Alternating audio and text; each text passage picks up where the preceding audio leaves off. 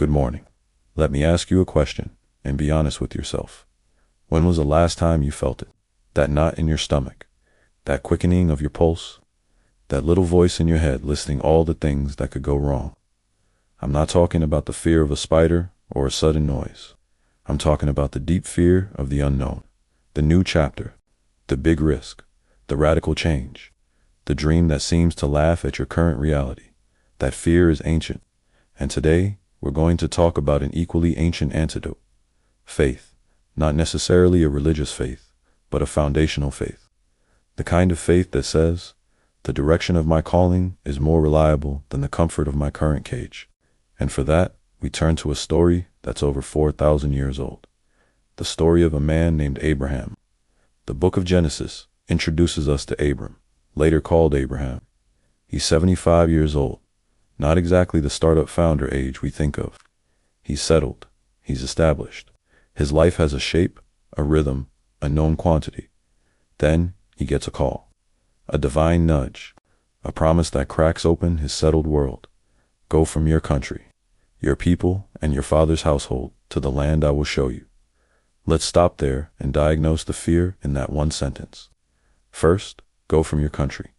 That's the fear of leaving familiarity, your network, your security, your normal. Second, your people. That's the fear of leaving community. Who will you be without your tribe? Third, your father's household. That's the fear of leaving your identity, the very name you carry. And then the biggest one of all, to the land I will show you. This is the fear of uncertainty. The destination is a total blank. I will show you means I am not showing you yet. The command wasn't, here's a map, a GPS, and a 5-year business plan. It was, start walking.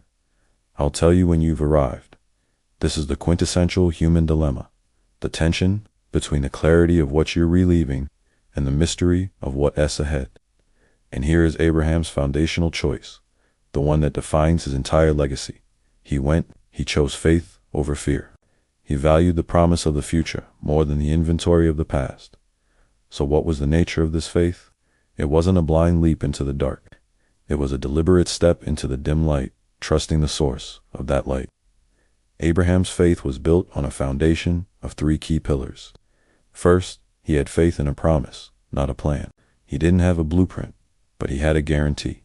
I will make you a great nation, and all peoples on earth will be blessed through you.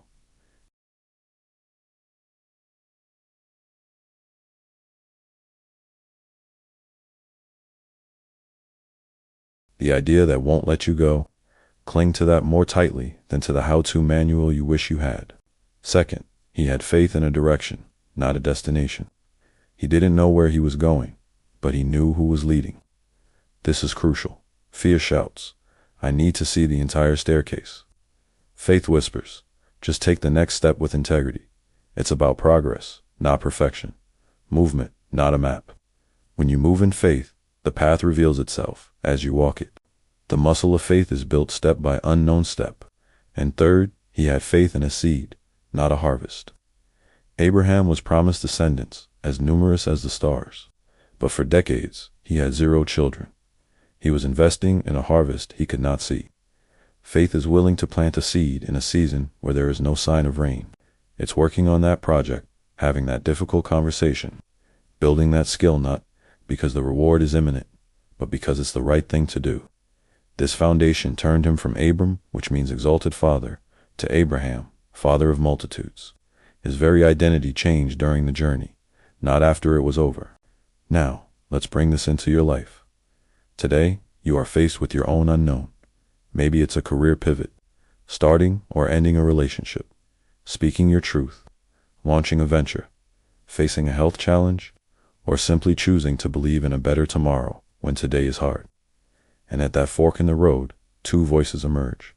The voice of fear is eloquent. It's logical. It's the head accountant of your life, listing every single liability. What if you fail? What will people say? You had a good thing, don't ruin it. It's safer here. But the voice of faith is quieter.